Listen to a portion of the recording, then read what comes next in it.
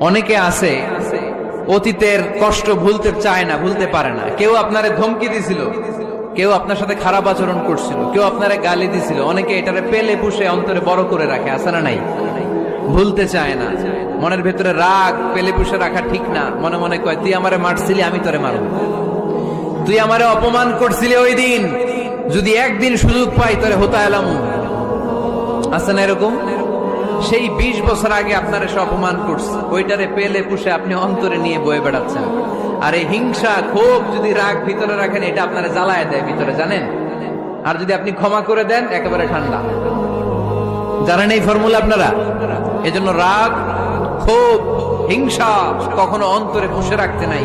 কোন বান্দা যদি তার অন্য কোনো ভাইকে ক্ষমা করে দেয়, আল্লাহ তাআলা ওই ক্ষমাকারীর সম্মান আর মর্যাদাকে বাড়িয়ে দেয়। তাই আমাদের বেশি বেশি ক্ষমা করা দরকার। যারা রোজা রাখবে তাদের জন্য ইন দ্য ডে অফ জাজমেন্টে আল্লাহ স্পেশাল একটা গেট বানাবে জান্নাতে ঢোকার জন্য। ওইটার নাম হচ্ছে রাইয়ান।